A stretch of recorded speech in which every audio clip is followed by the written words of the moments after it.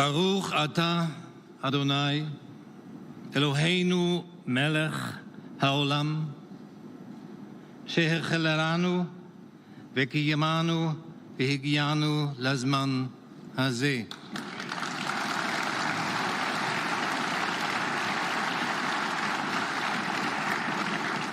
Sumatana Umaaseh Shel Chesed. It is a gift and a gift of mercy to be able to address you here at Yad Vashem on this day. The Excellency, Professor Rivlin, President Rivlin, and Dr. Moshe Kantor, thank you for your invitation. Excellencies, guests from all over the world, and most of all, esteemed witnesses and survivors of the Shoah. Here at Yad Vashem burns the eternal flame in remembrance of the victims of the Shoah. This place reminds us of their suffering, the suffering of millions, and it reminds us of their lives, each individual life. This place remembers Samuel Titelmann, a keen swimmer who won competitions for Maccabi Warsaw, and his little sister Riga, who helped her mother prepare the family meal for Thabas. This place remembers Ida Goldish and her 3-year-old son Willy. In October, they were deported from Chisinau ghetto, and in January, in the bitter cold, Ida wrote her last letter to her parents. I quote, "I regret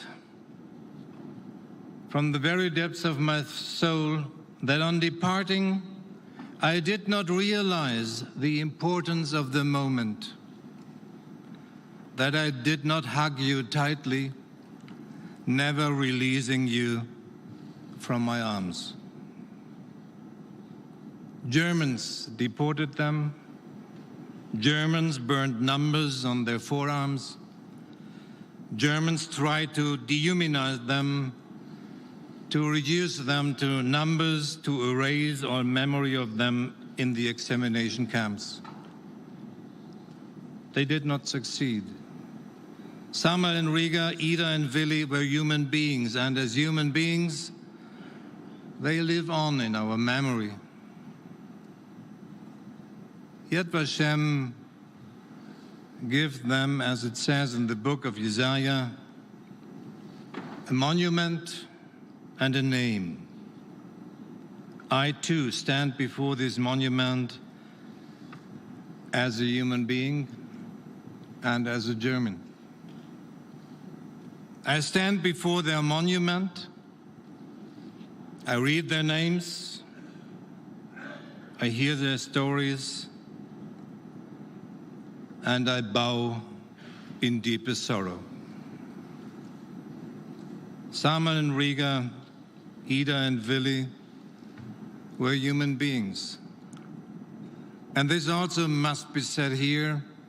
The perpetrators were human beings, they were Germans. Those who murdered, those who planned and helped in the murdering, and the many who silently towed the line, they were Germans. The industrial mass murder of 6 million Jews, the worst crime in the history of humanity, it was committed by my countrymen.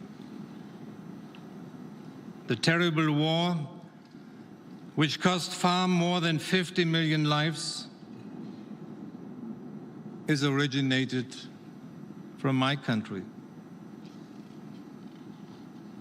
75 years later, after the liberation of Auschwitz, I stand before you all as President of Germany, and I stand here laden with the heavy historical burden of guilt. Yet, at the same time, my heart is filled with gratitude. Gratitude for the hands of the survivors stretched out to us. Gratitude for the new trust given to us by people in Israel and across the world. Gratitude for Jewish life is flourishing again in Germany. My soul is moved by this spirit of reconciliation, a spirit which opened up a new and peaceful path for Germany and Israel, for Germany, Europe, and the countries of the world. The eternal flame at Yad Vashem does not go out. Germany's responsibility does not expire. We want to live up to our responsibility. By this, dear friends, you should measure us. I stand before you grateful for this miracle of reconciliation, and I wish I could say that our remembrance has made us immune to evil.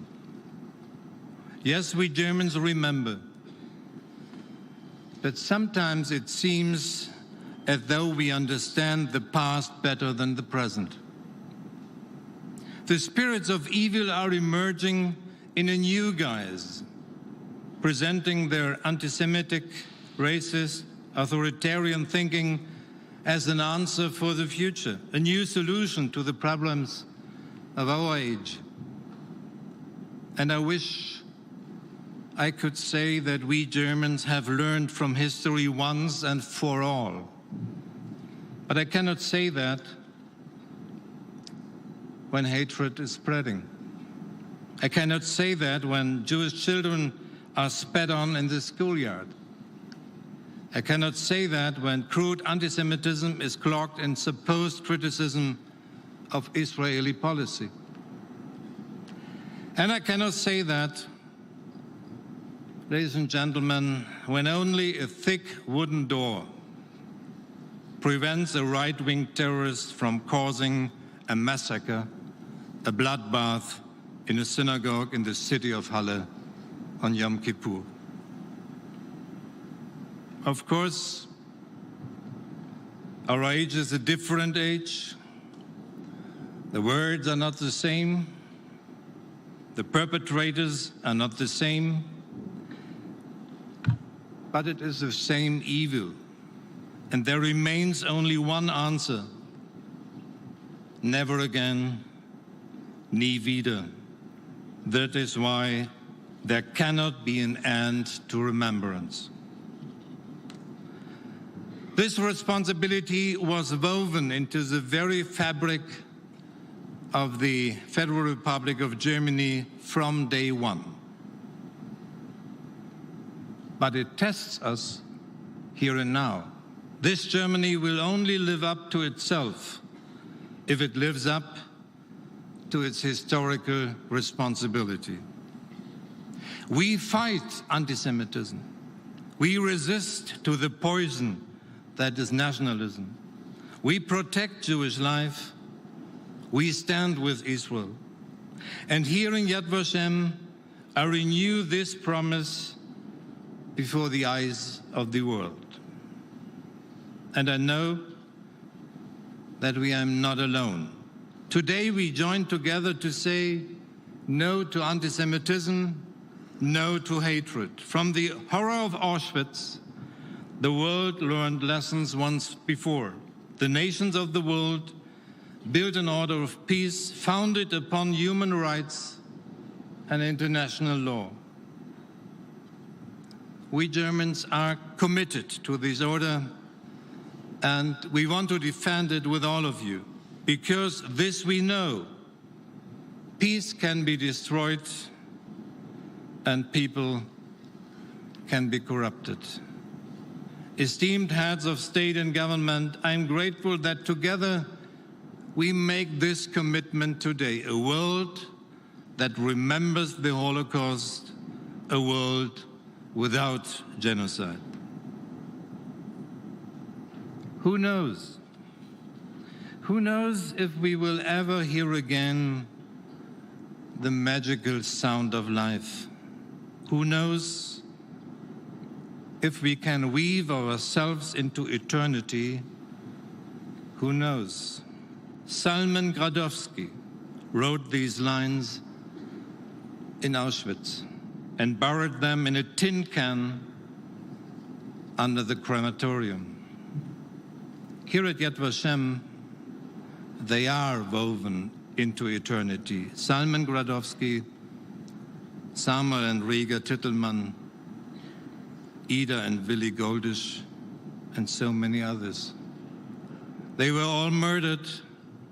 Their lives were lost to unfettered hatred, but our remembrance of them will defeat the abyss, and our action will defeat hatred.